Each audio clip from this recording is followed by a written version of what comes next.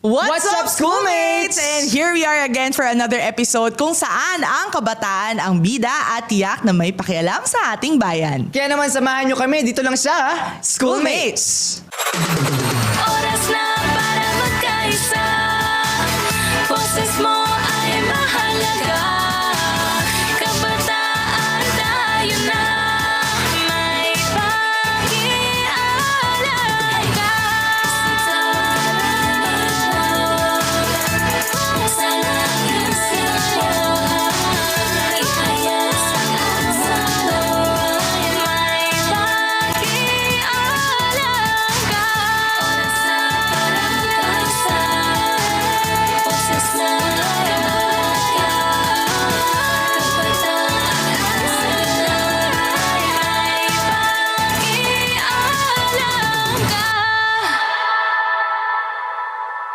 Schoolmates, ngayong taon nga ay Pilipinas ang may hawak ng chairship ng Association of Southeast Asian Nations or ASEAN with the theme Navigating Our Future Together. Naging tampok ngayong taon ang mga nakalatag na programs and opportunities para sa ating mga kabataan, katuwang ang National Youth Commission. And we all know that these initiatives ay kinakailangan ng ating mga kabataan for them to be informed as one in ASEAN. Yes, James, kaya wag na natin patagalin pa. Let's all welcome ang chairperson ng National Youth Commission, Yusek Jeff Ortega. Yes! Upang alamin, ano nga ba ang mga programa ng ASEAN for our youth today. So welcome po sa Schoolmates. Welcome sa Schoolmates, sir. Yeah. Hi James and Trisha. Yes, yes. Nice to meet you and it's good to be here sa Schoolmates. First time ko ito. Yes. To many more. And ang dami kong gustong i-share sa inyo kasi talagang the National Youth Commission dati, kadalasan hindi sila pinapansin.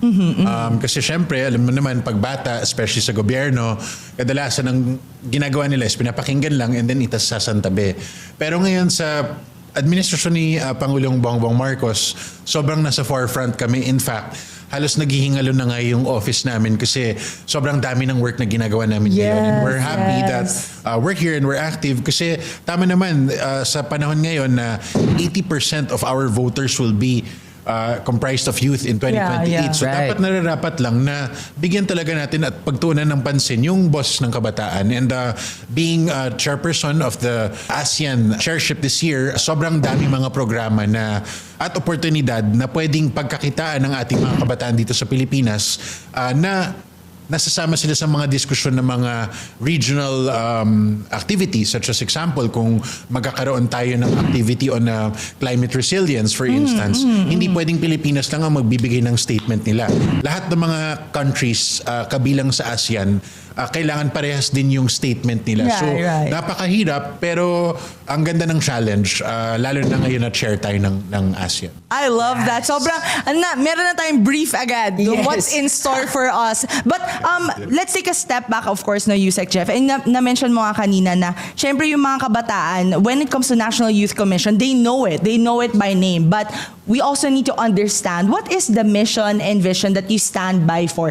And may nagbago ba from previous as National Youth Commission, di ba? Well, the National Youth Commission was started to become the advocate and voice of the Filipino youth and government. So basically, kada batas na gagawin ng bansa na entails 15 to 30 years old, yan ang definition namin ng kabataan, kailangan dumaan yan sa concurrence ng National Youth Commission. Kasi kami bilang National Youth Commission, kailangan namin tanungin lahat ng kabataan, sang-ayon ba kayo sa batas na ipapasa dito, whether that's anti-terror law, whether that's let's say yung sexual reproductive health law. So all these things that cover the youth, kailangan muna namin tanungin yung mga kabataan.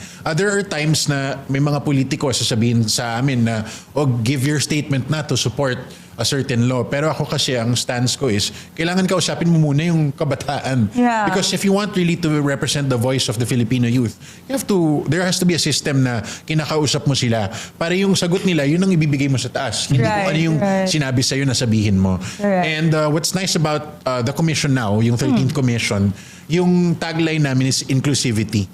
When you see inclusivity, syempre, whether you're left-leaning, whether you're hardcore right, kailangan pakinggan namin lahat. Correct. I know there has been this issue about terror grooming, for instance. And, at the end of the day, mahirap na sumang-ayon sa mga exploitation ng youth. But I have to go and understand and talk to them first because baka may pinanggagalingan naman yung Right. pag-aalsa nila, di ba? So, yun yung sinusubukan natin gawin sa Yes. commission ngayon na hindi ginagawa dati. And sa budget-wise naman, pagpasok natin sa National Youth Commission, yung budget talaga ng National Youth Commission nag-triple.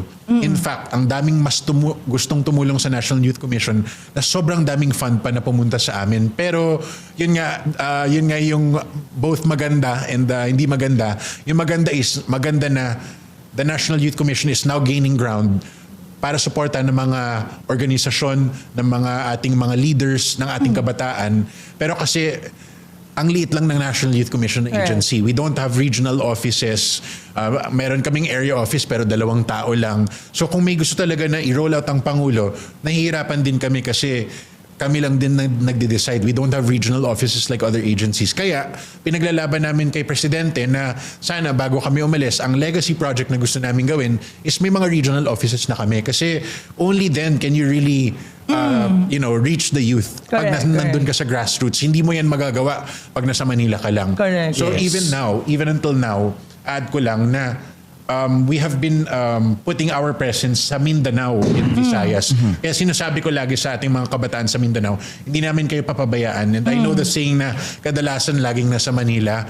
Ngayon talaga halos lahat ng mga activities namin, we're trying to put it in Mindanao. And in fact, last week nakipag-meeting din ako sa Commission on Muslim Filipinos. We're doing our first ever historical National Muslim Youth Summit next year in Mindanao. So, kung tatanungin mo kung ano yung pinagbago ngayon ng National Youth Commission kumpara sa dati, definitely mas aktibo kami ngayon, mas marami kaming pinapakinggan, inclusive kami kahit na kaliwa kanan, we really listen to all of them. At the end of the day, ang punto namin is nandito kami para i-representa ang kabataan sa upper levels ng gobyerno. I love that. Kasi diba, inclusivity, and it's really in tune then with how Philippines right now is holding the chairship for ASEAN. Kasi yun yung gusto natin malaman at mapakinggan din sa mga kabataan, no? Regardless of whichever culture or POV you might have. Yes, no? and I also love that they expanded their horizon na nakuha na nila yung mga IPs natin. Correct, correct. And very inclusive na rin kasi especially sa mga youth natin na mga nasa Thrive. And sobrang ganda ng ng vision and mission na yun, na masama sila sa organization na ito. Share ko lang sa'yo on that note. I met with the IP youth na gumagawa sila ng sarili nilang summit dito sa Metro Manila. Wala silang pondo. And kahit maliit lang sila na grupo, 30 lang sila, pinuntahan ko talaga sila kasi I want to show them na kahit na, kasi ang isip nila sa sarili nila pag IP sila, wala silang ambag, or maliit sila na tao. Yeah. So ang ginagawa ko is, I put my presence there kahit maliit yung grupo para malaman nila na their voice really matters. Right. So next year, ang kinumit nga namin is magkakaroon din kami ng IP Youth Summit. Pero titignan muna namin yung partnership namin sa Correct, NCIC, correct. di ba? Kasi we don't want to overstep our mandate. But gusto ko lang i-share na sinagad na namin IP, Muslim youth, interfaith, sinama rin namin. Correct. And sa correct. tema naman po ngayong taon, sir, no, about sa ASEAN youth, can you please explain po para sa mga schoolmates natin na nanonood ngayon kung ano nga ba yung importance nito sa kanila? Well, yung navigating the future as one, is definitely a big deal now kasi alam niyo naman na ang daming gera na nangyayari ngayon na wala Right. sa control natin. Yeah. Naramdaman natin yung oil regulation, yung oil crisis. Yes. We didn't even do anything there, Yes. pero nagkagulo lang sa Middle East, apektado na tayong lahat. And that's because the Philippines is highly reliant on imports of fuel. Correct. And that's the problem because if reliant tayo sa abroad, kailangan ma-maximize natin yung relationship natin sa ibang bansa. And pag ikaw ay may bahay, syempre, ang mas maganda is kung kilala mo yung mga kapitbahay mo. And that you're working together. Because, let's say example, may problema, let's say nanggugulo sa street ninyo. Syempre, you have your neighbors to basically watch out for, or at the same time, umaasa ka rin sa kanila. Let's say nanakawan ka, syempre pupunta ka sa kabila, uy, nanakawan ako, tulong naman. So, it's a similar concept with ASEAN. And if you look at it, sa sobrang tagal na natin na kapitbahay, we actually have cultural relations with them. We even have cultural relations with China. Back in the day, makikita mo na ang Chinese traders, sila nakikipag-trade sa ating mga Pilipino and Muslim. So that is why it's very important that we navigate this as one based dun sa ASEAN team natin. Kasi nagkakagulo na tayo eh. Yeah. You know, and tayo mga bata, if we don't establish this communication with ASEAN, paano tayo makakapag-communicate pag tayo na yung leaders? You know, when I met with the ASEAN leaders, halos sa kanila lahat bata. And karamihan sa kanila, we share the same sentiments. Correct. But it had to take for us to meet in one place, in Indonesia or here in the Philippines, to explore na, ay, parehas pala tayo ng iniisip. We all think that we should do this together, otherwise we will fail. So that's the purpose of going with the theme. And medyo idealistic pakinggan na we have to be together. But to be honest with you, this war is not gonna stop if we don't start to talk. Actually, Yusek, yung isa ko na naisip is, parang ano ba ang tingin mong, parang we're talking about idealistic, right?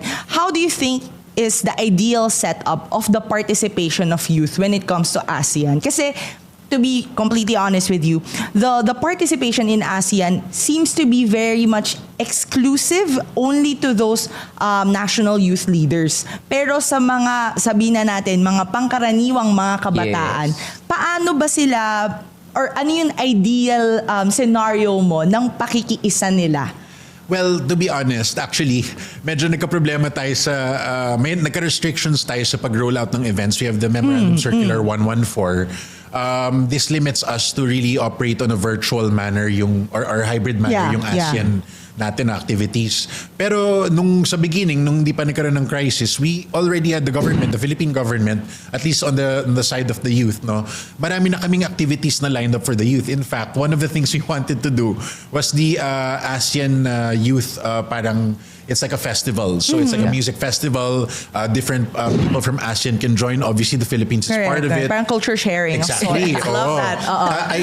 Meron na actually event yung ASEAN-Korea parang friendship day or something like that.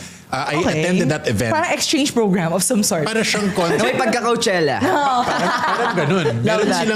Meron silang Korean artists, may mga minix yung mga P-pop artists natin. So when I saw them perform, I was like, wow, all the performers in ASEAN can work together pala. And yung mga nanonood na mga normal na everyday kabataan dito sa Pilipinas, they were jamming to bands from different parts of the country. Kahit hindi nila naintindihan yung sinasabi, they were jamming and they were jumping. Which we So love. music really does get everybody together. And but yan, unfortunately, we had to switch to hybrid. So medyo mas limited yung participation ng kabataan. Right.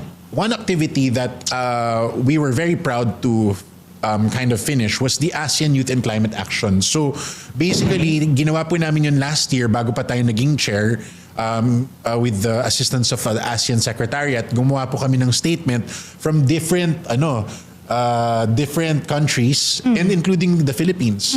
Marami tayong mga youth organizations nag-manifest ng statement nila as to why the youth needs to be part of the implementation of the climate awareness of ASEAN. So I think just this year, ASEAN officially adopted yung ginawa namin ASEAN Declaration dito sa Pilipinas, which mandates all now ASEAN countries to tap the youth so that they will join in the efforts to mitigate climate change. You know, we outside of having that declaration, kailangan talaga yung mga kabataan natin on the ground, they have to be more aware about disaster preparedness. Correct. Lalo na tumatanda mga magulang natin, mga lolo-lola natin. We have to know paano kung binaha yung street natin, alangan naman iwanan natin yung mga magulang natin, di ba? So there has to be a way for us to really strengthen our participation when it comes to disaster response. Kumbaga, dapat may best practice sharing tayong ginagawa with our neighbors. And at the same time, it's great na parang yung best practice na yon was replicated from us in a scale sa ibang bansa. At yun nga, marami pa tayong tatalakayin at lahat ng yan ay sa pagbabalik lamang ng Schoolmates.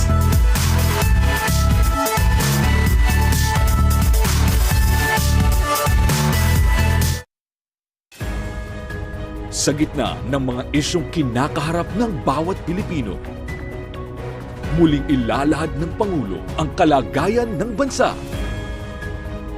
Ngayong July 27, Buong puwersang magbabantay ang inyong People's Television. Mula batasan pambansa hanggang sa iba't ibang remote point sa Pilipinas.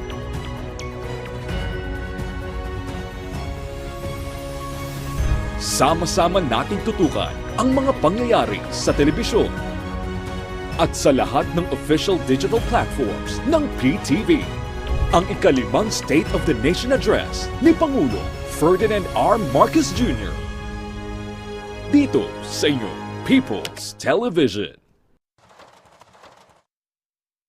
For our next food crawl, Sana nasi-shake ko siya ng maayos. tara na sa another chibugan kasama ang certified foodie na si Leslie Ordinario. Wow! Isa pa. Ngayong linggo, alas 10 ng umaga. Ang sarap! Ang sarap. Dito lang sa PTV.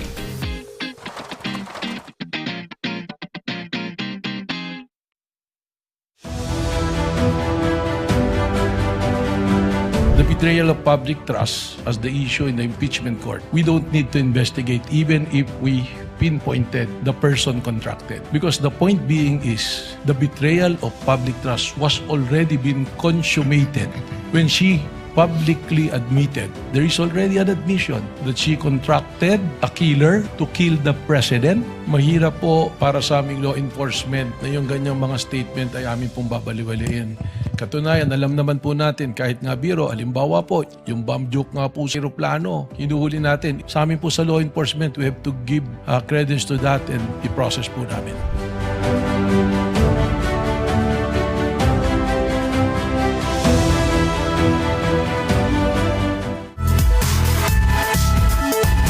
Nagbabalik ang Schoolmates. Okay, sir, no? Ngayon na napag-usapan po natin yung initiatives ng NYC and ASEAN. When it comes naman po sa digital literacy, paano po kayo nagtulungan for the youth to be digitally aware? Well, I'm happy that you asked that because one of the things that we did sa National Youth Commission is nagpartner kami sa alma mater ko, yung Philippine Public Safety College and the National Intelligence Coordinating Agency. Gumawa po kami ng program na tinatawag na Cyber Youth Leadership Course. And the Cyber Youth Leadership Course is an 8-hour course, 1 hour every Saturday, para sa ating mga SK, sa ating mga local youth development officers. Is it free, sir? Yes, it's for free. And we also have youth organizations. So yung mga nag-register sa amin, nakakapagsali sila dito. However, nung unang batch namin, parang out of 120 na nag-apply, 45 lang ang natapos. And the reason for that is because, syempre, busy yung mga tao. So we're continuously fixing it. Pero up to this day, I think we are on our second batch already, 45 potential graduates. And ang ginawa nila dito is tinrain sila on cyber hygiene, identifying phishing scams, so on and so forth. Tapos may capstone project sila na gagawa sila ng poster, tapos ng theme song na they have to use as a rollout in their barangay. Right. And ang maganda dito is nag-present sila sa amin na panel and pinakita nila talaga na on the barangay level, pumunta sila sa mga communities nila, tinuturuan nila yung mga bata, tinuturuan nila yung parents on how to spot a scam, how to report, etc. So that's really one of the things that we really wanted to push kasi you know, hindi mo matuturuan lahat ng tao sa Pilipinas all at once. And if you teach itong mga SK natin to come up with projects like this using their own funds sa barangay nila, mas matutulungan nila yung buong Pilipinas kasi kulang tayo sa tao eh. Correct. So we have to utilize them and kaysa na itapon ng SK yung mga pondo nila sa puro paliga na lang. At Yes, pageant. I love that. I mean, naglalaro naman ako sa liga.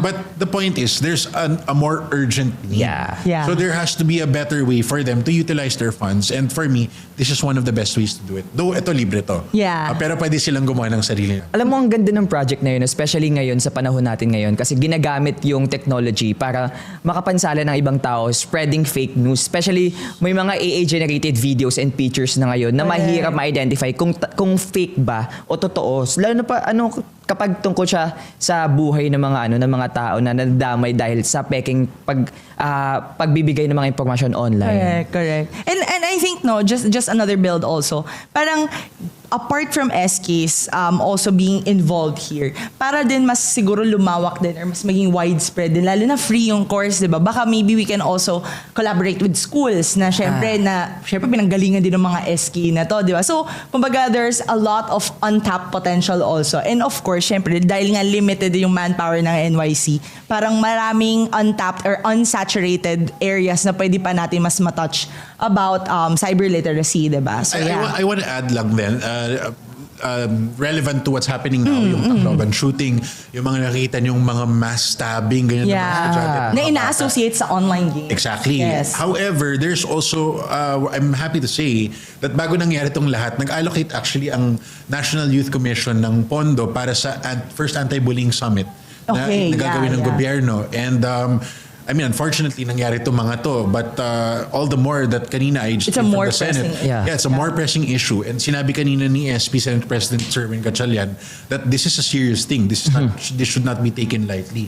And that's correct because we partnered with Safe Schools PH, which is a group of parents na nagkaroon sila ng mga anak na nabully na. And it's very real, you know. Uusap kami sa Senado, minamadali na yung DepEd to really establish the counselors in each school. Correct. Meron namang pondo na inallocate doon, hindi enough, but it's a start. And one of the things that we're trying to work on is meron kaming mental health youth hub na program sa NYC. Ang ginagawa namin is lahat ng mga naka-experience na ng depression, anxiety, naging ate-kuya sila and gumawa sila ng Circuit. parang short certification course na 1 or 2 days. Natuturuan nila yung mga ate-kuya din na tinamaan din ng depression at anxiety na gustong tumulong sa ibang tao. So we certify that, we pay for that, and pag may LGU na humingi ng tulong, kailangan namin ng, let's say, ng tulong kasi maraming namamatay na bata. Papadala namin yung mental youth hub team namin. So, it's very small, but again, maliit na agency ang NYC, but nakikita ko ngayon yung purpose ng ginagawa na. And there's a lot of impact that can be done. Kung alam mong targeted yung programs mo, di ba? And of course, yung creating more advocates through youth is really, essentially, really important right now na maraming real world problems na dati medyo theoretical lang sa kabataan, pero ngayon talagang affected na tayo. And I'm sure, even then, yung mga parts na to na ginagawa or activities na ginagawa natin ngayon, those can be part of best practices that we can also share with our neighboring countries din sa ASEAN. No? So, actually, going back also to the ASEAN possible summit na pwede din gawin in the further months, ano-ano po ba yung mga pwedeng activities na pwedeng makilahok yung mga kabataan natin bukod dun sa mga activities na na-mention mo kanina? So, speaking on cyberbullying, meron pong gagawin na ASEAN Digital Resilience Summit spearheaded by the President himself through the DSWD. Kami pong NYC, kami po ang magdadala ng resource speakers at ng mga kabataan para makapaglahok dito sa event na ito. I think this will be in August 5 and 6 sa PICC, Yan. if I'm not mistaken. August, malapit na. And if you want, go to our website, sa Facebook namin. May poster na doon, may QR code na rin doon. Scan the QR code so you can register. Siyempre, hindi namin ma-accommodate lahat because of security issues. But just try to apply and we'll see what we can do. Yes. And lastly, I think we also have an ASEAN Youth Dialogue which will happen in November. Tsaka ASEAN Youth Interface. Yeah, so yung Youth Dialogue, it's a dialogue between the youth of ASEAN youth organizations para ma-round up namin yung mga concerns nila. Para pagka magkakaroon na kami ng ASEAN Youth Interface, it will be with the youth, their concerns being brought to the leaders. Okay. So, itong mga presidente natin, etc., prime minister natin. So, dun mo mapapakita na pinapakinggan ng mga heads of state yung mga dialogue or yung mga results ng dialogue ng youth natin sa ASEAN. So it's more of like a collate all the ideas together and then we present it na, ito yung concerns ng youth that Correct. maybe we can really try to resolve first. Yan, ayan. So, can you tell us more about your collaboration with DSWD? Dahil nabanggit mo nga, may mga cross-functional or cross-departments tayong kasama dito, no? On aligning with the youth with regards to the ASEAN social-cultural community. Medyo nagiring pa rin sa tenga ko kanina, parang Coachella. I love that. Ayan. So, gaano po ba kahalaga yung magiging turnout nitong, kumbaga, alignment natin with DSWD and yung social-cultural community alignment na gagawin natin para sa mga kabataan, lalo na napapalapit na yung August and November. Yeah. Well, the DSWD talaga is to be honest, the NYC actually was with the Office of the President, then nilipat siya sa DSWD, then DILG. So originally, actually, NYC was working with the DSWD. And the reason for that is because karamihan yan ng kabataan natin is within the bounds of the social welfare development. Halimbawa, may out-of-school youth tayo, or let's say may na-abandon na bata na 15 to 18 years old. That's all within the mandate of the Correct. DSWD. Kami kasi on our end, what limits us is that we listen to what they say and then we manifest it sa policy. Okay. But in terms of implementation at pagbibigay ng grants, DSWD talaga. I think yung social cultural community, yan ang nagsispirit sa mga activities involving the youth, and being that we are the chair, si Sec Rex po ang chair ng social cultural community. Correct. Okay, sige. So, with regards to your alignment with DSWD, kumbaga, you're just trying to separate also the mandate lang, para very clear lang sa mga kabataan na yung mga iba-ibang concerns natin, syempre, this is spearheaded by NYC, but this is also being brought forward to the other departments or agencies. Totoo. Yeah. And sir, para naman po sa kaalaman ng lahat, no, sa mga kabataan natin, ano po ba yung mga scholarships na binibigay po ng ASEAN para sa ating mga kabataan, and how these kind of initiatives helps the youth to progress more in the aspect of education? Well, there's actually a lot of scholarships. I don't know if there's one specific for ASEAN. Pero usually kasi pag mga ASEAN countries, halimbawa like Singapore, nagsusulat yan minsan sa amin sa National Youth Commission asking for endorsement of youth that will participate abroad. So, maraming mga ganyang opportunities. Change students. Yes, absolutely. And one of the things that we're trying to do with ASEAN, actually, it was one of the things that I spearheaded sa meetings namin with the senior officials, was to have a caravan for youth. So, meron kaming program sa National Youth Commission, tinatawag na SEAP, or Ship for Southeast Asian Youth for Japan. So what happens is they go around ASEAN countries, they pick up the, let's say, 16 representatives from each region. Sa Pilipinas may 16 tayo na pinapadala. Iikot yan sila, pupunta sa Japan, tapos babalik ulit sa Pilipinas in the span of 30 days. And what they do is they try to learn from each other, different cultures, kung ano man yun, tapos pwedeng, let's say, best practices, as you mentioned, then they bring it home. And what we wanted to do for ASEAN was to really have a caravan, an ASEAN caravan, na pupunta talaga sila sa grassroots. Halimbawa, imagine mo may mga ASEAN youth na pupunta sa, I don't know, Tondo, or sa Sulu, di ba? Or something like that, para makita nila talaga Yung what is- reality. yes, the reality on the ground. So, I mean, we only have 1 year, but hopefully ASEAN will hear out our proposal. That's definitely loaded for Yes. the coming months, no, for ASEAN. And ang ganda ng initiative na to, no, to have scholarship na pinapadala natin sa mga iba't ibang bansa to build connections and to share our diversity and our culture. Marami pa tayong tatalakayin sa pagbabalik lang ng Schoolmates.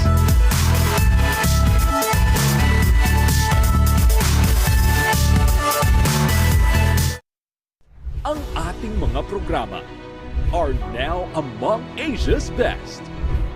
Nominado ang Schoolmates bilang Best Current Affairs Program Made in Asia for a Single Market in Asia, at ang PTV Sports bilang Best Sports Magazine Program Made in Asia sa Content Asia Awards 2026. Sa pagbibigay boses at inspirasyon sa kabataan at sa atletang Pilipino, kayo ay aming ipinagmamalaki.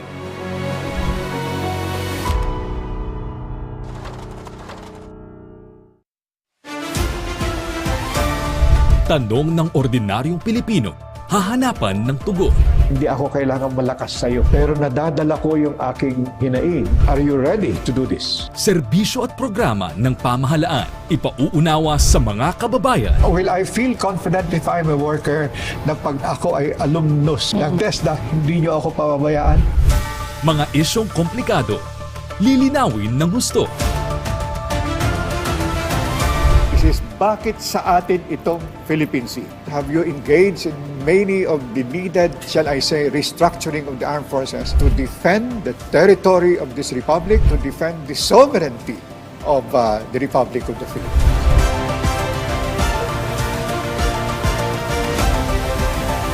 Pag-usapan natin with Oscar Orbos, dito lang sa inyong People's Television.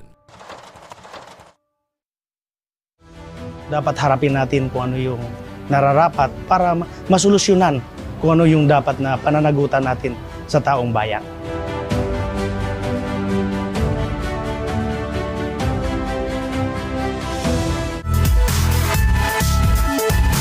Nagbabalik ang Schoolmates. Okay sir, no? Mapunta naman po tayo sa mga programa ng iyong ahensya. Ano po ba yung sa tingin ninyo na may pagmamalaki na accomplishments ng iyong ahensya for the last 3 years? Actually, I'm on my second year pa lang. Wala pang second years. Magsa-second year pa lang ako sa August. Pero marami na kami nagawa. One of the things that I'm so proud of, speaking of pride, we joined Pride, the Pride Parade in UP. Yeah. The Love Lab.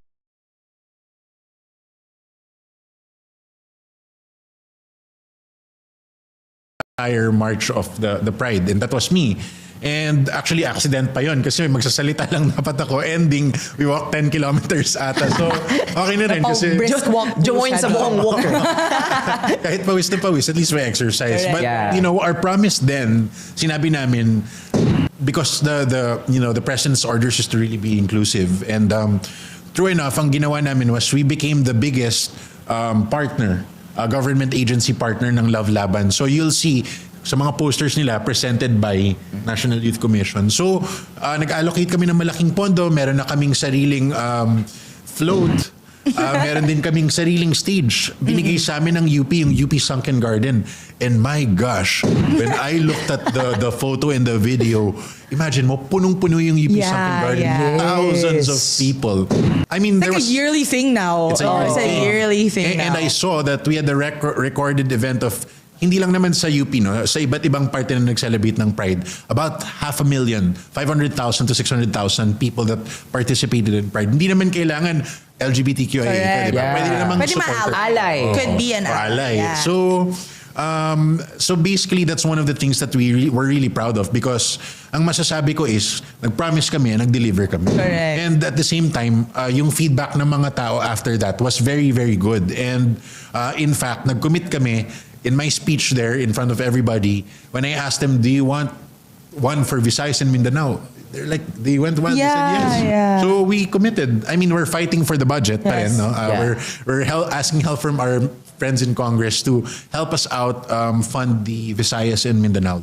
Yeah. And I think it's because you're staying true to what you really meant as inclusivity, di ba? And marami din kasi talaga mga kabataan na hindi ganun naaabot ng mga ganitong uri ng mga aktibidad. Naririnig lang nila, pero hindi sila nakakasama. So, speaking of which, ano pa po ba yung mga initiatives na meron ng inyong ahensya para mas mapalawig or maabot natin yung mga ganitong mga kabataan, not just in the quote-unquote, yung generational term na Imperial Manila. Di ba? Di ba ito totoo? Di ba? Yeah. Leadership daw is just for the Imperial Manila, pero hindi nasasama ang Vismin, di ba? Or yung mga liblib na lugar in the far Luzon, di ba? Well, maybe instead of talking about project specific, gusto ko lang sabihin ko yung paraan na ginagawa namin. Right. So, sa example, sa mga events na ginagawa namin, ang order ko sa team namin is, huwag kayong babalik sa isang pwesto. Okay. You establish the event in a place that you have never established an event ever. Right. So that includes places like Lanao, like Marawi, like Cotabato, Bukidnon, Samar, all these places na you think na hindi pinupuntahan ng mga tao. So, yun yung one of the aspects na I would say na very, very proud kami na gawin yun. And another thing is, actually, ang dami namin ginagawa eh. One of the things also that we're very proud of is we unblocked those people that previous administrations blocked. Correct. So, inclusivity. yeah, yes. which we love. Inclusivity, yes. So sa mga programa ngayon, ang ginagawa namin is we really include them in our decision making. And one of the most concrete ways to see that is external task force meetings namin. Yung external task force meetings is mga meetings namin regarding, let's say, aspects of environment, of economic empowerment, yung mga ganyang bagay. Sinasama na namin yung mga youth organizations. So pagka nagdi-discuss kami sa plano namin, sa mga i-execute namin ng programa, nandyan sila, may seat sila. Correct. So they can, pwede sila mag-ambag, Correct. ano suggestion nila, how to make it better, which shows that we are listening to you, we're reflecting that in our funds para makita ng mga tao na kasama sila, may co-ownership sila sa paggastos ng pera para sa kabataan. So Correct. that's one of the things. And of course, I'm also very proud of our partnership with the Philippine Sports Commission. Grabe, as in, kulang na lang baka gawin kami na Department of Youth and Sports. Pero talaga, as in, ang ganda ng synergy namin ni Chairman Pato Gregorio. Kasi we're both in tourism. I started out in the Department of Tourism, and we're both in business as well and sports. I was Correct. pushing for surfing, and he was pushing for other sports as well in his private capacity. And just this year, we were able to come up with a pilot sports camp to take away our youth from drugs.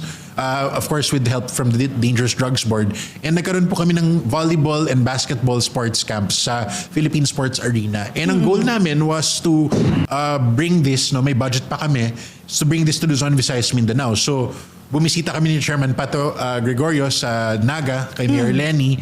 And nag-ambag kami ng mga sports equipment, ng mga commitments namin sa kanila. And the National Youth Commission committed to Mayor Lenny that we will be holding the first leg of the Luzon sports camp for youth sa Naga City for the Bicol region. So we are inviting people from Luzon to gather to do the sports camp there. Same thing with Visayas, we're looking at Cebu. Hindi pa po kami nag-event sa Cebu. And sa Mindanao, we're looking at Marawi or Sulu. Kasi gusto talaga namin matulungan yung mga kapatid natin sa Marawi.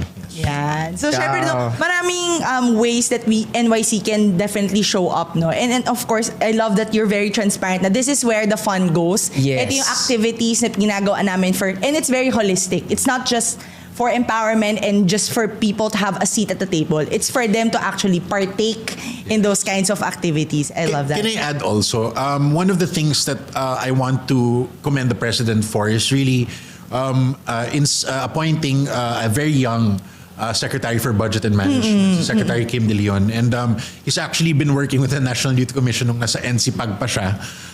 And he's also a very active youth NCPAG, youth yes. ally. Okay. Youth ally, no? And ang maganda dito is we already came into partnership. We committed to each other that the NYC will be committed to the open governance framework na ginagawa nila. Vinolunteer namin yung NYC na balandrahin nyo, baliktarin nyo yung NYC, yung mga budgets na napupunta para mapakita natin sa mga tao Correct, for transparency correct, and accountability. So we volunteered. The last 2 years, our legacy project for Bagong Pilipinas is to, yun nga, show transparency and accountability and to ensure na kasama lahat ng kabataan in terms of, I guess, deciding where the budget should go. I love that. I love it. My Grabe. bottoms-up approach. Tama. Bottoms-up approach ang gagawin ng NYC. Totoo. And lastly, sir, ano po yung mensahe ninyo at ng NYC para sa mga kabataan natin ngayon? Para sa ating mga kabataan ngayon, lalo na sa mga nanonood ng Schoolmates, I want you to keep being inspired despite of the things that are happening in our country today. Alam mo, kahit ako, my dream was to really run for politics and all. But even me, I'm getting discouraged with everything that's happening. Oh, but real. Yeah, exactly, absolutely. Where's the lie? Exactly, and all the more that I was mistaken. I thought I wanted to give up, but all the more that we should be more Correct. participative. Correct. Kasi alam nga naman iiwan natin. I always tell this to people, no. Ang Pilipinas parang yung tao na nakahiga sa floor. Dadaanan mo lang ba yung tao pag nakikita mo nagsasuffer or tatapak-tapakan mo? Di ba hindi? If you were brought up well by your parents or your family or whoever's around you, you help that person up. Yeah. And that's what the Philippines is right now. Tinatapunan ng kung sino-sino and we cannot let that happen. And so sa ating mga kabataan, lalo na sa mga gustong nag-iisip mag-alsa, all these other things, the best way to go about it if you really want to help the Philippines is to join civil service. Upskill yourself, run for politics kahit na imposible dahil may mga political dynasty, run pa rin because at the end of the day, you running is a protest to the current system that we have. If you want to change the system, gusto niyo palitan yung nakakasawang sistema ng kahirapan, then mag-civil service kayo, tumakbo kayo, or find people who are thinking of the same thing and have the same mindset. Because at the end of the day, I know for a fact na maraming tao na hindi na happy sa mga nangyayari ngayon. And if you look at the stats, 40% of our voting population are undecided. And in 2028, 80% or 70% of our voters will be comprised of the youth. I thought when I came in the National Youth Commission na ang liit lang to ng agency na to, but I was mistaken. I think everybody else was corrected. The youth now is the most powerful voice in the Philippines. Right. But that's only if you know how to speak up. So sa ating mga kabataan, Clock it. sa ating mga kabataan, don't be silent, speak, but at the same time, you have to fight for the right, you have to fight the right way for the right things. And with that, sa ating schoolmates, maraming salamat. I always give 3 things sa ating mga kabataan. Keep the faith, the hope, and the love. I love it. that. Wow. Keep the faith in the Lord na hindi kayo bibigyan ng challenge na hindi nyo kakayanin. Keep the love for those, especially dun sa mga nagsasuffer sa mental health, because ang daming may pinagdadaanan ngayon, and being kind goes a long way. But don't forget to also love yourself, because if you can't love yourself, mahirap magmahal ng ibang tao. And lastly, as I said, huwag kayo mawalan ng pag-asa, because the minute you lose hope, then it's the end for us. So, laban lang sa ating mga kabataan, and I hope to see you in the battlegrounds of our society. Nandito po ako to lead you as National Youth Commission Chair, hopefully for something bigger later on. But with that first, we need you to be active and we need you to speak up. Okay, maraming salamat po sir sa mga gems of wisdom din. I think yung mga schoolmates natin talagang madadigest yung mga nasabi ninyo. Maraming salamat po Yusik Jeff Ortega sa pagsama sa amin dito sa Schoolmates. Maraming salamat po. Guys. Schoolmates, alam natin na ang pagiging teenager is the first stage of adolescence, and this is also the stage where we explore things around us. Kaya kilalanin natin ang firstborn twins ng nag-iisang Joel Cruz. Kaya naman panoorin natin yan dito lang sa Bida Kabataan. Being a teenager is the first stage of adulthood at lahat tayo ay napagdaanan nito. Sabi nga nila, this is also the most crucial stage for adulthood. Kaya for today's ganap, ating alamin ang life ni na Prince Sean and Princess Sin as they embrace the journey of being a teenager. It's like being a mini adult because it has like work and other stuff that relates to being a teenager. So it's kind of like being an adult. Becoming a teenager is very exciting because you're exposed to a bigger community. I like to get the job done. Let's say if I have a homework due tomorrow, I like to do it today so I don't need to do it tomorrow. And some other extracurricular activities, I don't really have any at the moment. I'm into painting, swimming, and I don't know if this is a hobby, but dancing also.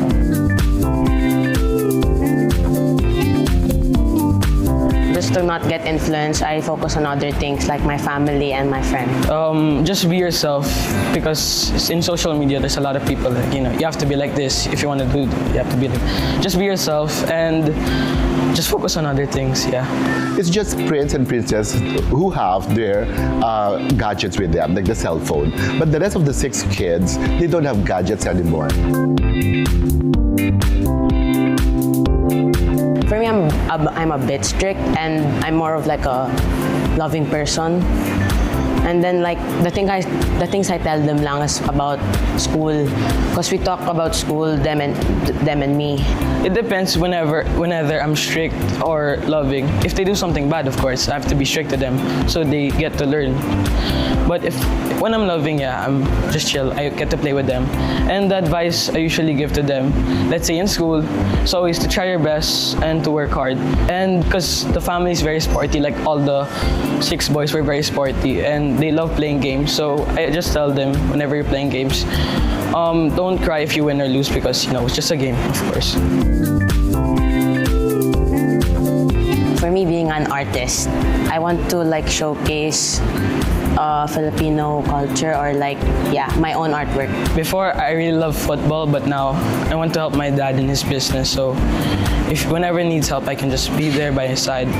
Yeah, my dad's very supportive and he told me one time, whatever you want to do, do it because I'll support you in that. I don't want to force you to go in one career that I want. He told me do what you love to do, something like that. For me, it's different. He wants me to become like Miss Universe, but I always tell him I don't want. And he's also really supportive to me. So anything I want, he will support me. Of course, I also tell them na yung sharing, I have to teach them about sharing for the less fortunate, especially elderly and children. Prince and princess, they're very, very somehow attentive doon sa sinasabi ko.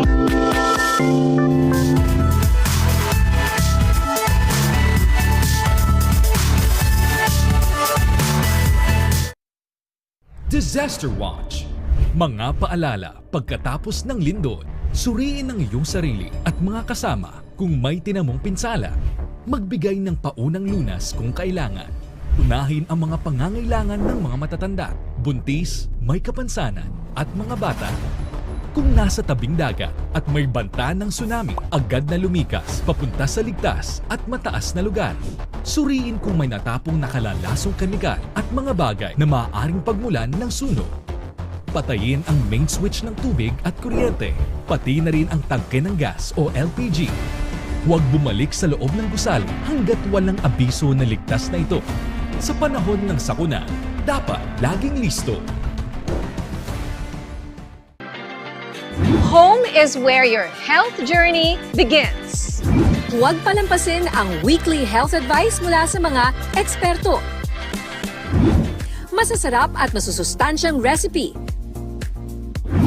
Guided exercises to boost your fitness levels.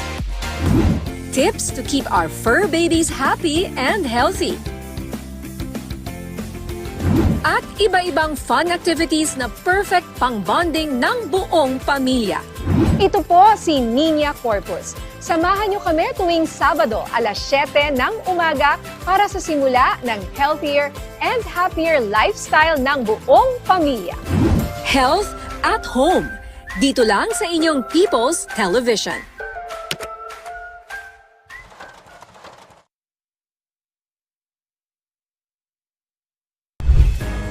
Sa harap ng sambayanan, subaybayan ang mahalagang paglilitis sa pangalawang Pangulo ng Pilipinas. The Impeachment Trial, katotohanan, pananagutan, katarungan. Isang special coverage hatid ng inyong People's Television. Matutunghayan live mula sa Senate Plenary Hall. At hihimayin ang mga pangyayari upang higit na maunawaan ang proseso ng impeachment. Panoorin sa Free TV at sa lahat ng aming digital platforms. Tutukan ang bawat pagdinig, pakinggan ang bawat pahayag sa ngalan ng katotohanan, pananagutan at katarungan dito sa inyong PTV.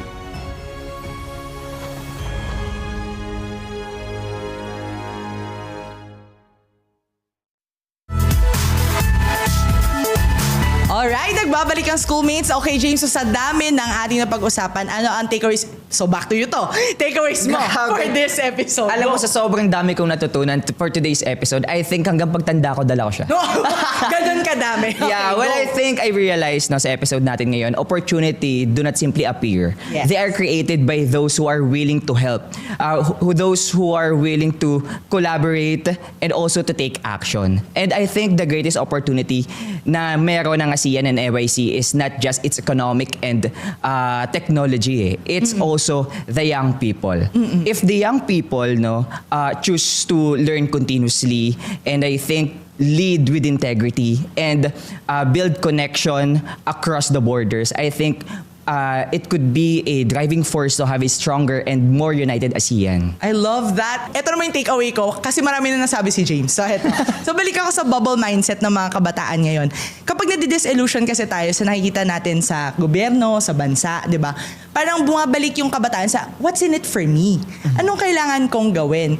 So parang yun yung challenge sa mga kabataan ngayon na we're all about self-improvement. Ano yung pwede kong gawin to keep up with the times? I think wag natin iwala yung looking out for others. Diba? Kasi syempre as you grow older and parang sinasabi nila na yung idealistic spirit only exists when you have not seen the real world. Yeah. All the more reason that we should be brave enough na talagang puntahan itong mga tao na may mga pangangailangan, live through their truths, and syempre, partake in, not just in dialogues, no, but really taking action. Kasi iba yung, sinasabi mo din, Yuse, kanina, di ba, na di maliit lang yung impact nito, ito pa lang yung nagagawa namin. But yung maliit na impact na yun, it could have changed the life of one. Correct. And with that, they will carry the torch forward. And yun yung sa tingin ko, maganda dun sa sinabi mo about NYC na inclusivity is the first step. You inspire them to take action in the next, and then you leave with a legacy for the next generation, di ba? And sana yung next generation ay better voters, better choices, di ba? And Yes. better leaders. Kasi you can't change a system if you're not part of it. So bago tayo, di ba, pag-aalsa, lumabas sa mga streets, sumama ka din. Pero makiisa ka din doon sa mga activities. Makiisa ka din sa taking action and creating the voice for others. Because creating voice, not just noise, dapat yung gagawin ng mga kabataan yan. And I do love na marami tayong initiative. Sana makilahok kayo. And wag nyo siyang titigan lang. Pumunta kayo sa websites ng NYC. Really click that button, mag-apply kayo and take your chance. Kasi nga, opportunity does not just appear. You have to take part in it. So, yun lang. Kaya naman, maraming salamat kay Yusek, no? Maraming Kay salamat Yusek po, Jeff, sir. ayan. So, pero syempre, no, maraming salamat sa BP Studios. Thank you so much always po, been BP with Studios. us. I needed to pause BP Studios, was always been with us in every episode. And of course, sa inyo mga schoolmates na nanonood ngayon. So sana samahan nyo kami at makita namin kayo sa activities ng NYC. And with that, sa About Usapin sa About Issue, may boses tayong mga kabataan. Sumali, makinig at makiisa dahil ang bawat boses natin ay mahalaga. Kaya naman, sabay-sabay nating isigaw sa buong mundo, schoolmates, May pakialam ka! Thank you so much! Thank you, Yusek. Maraming salamat po. Thank you.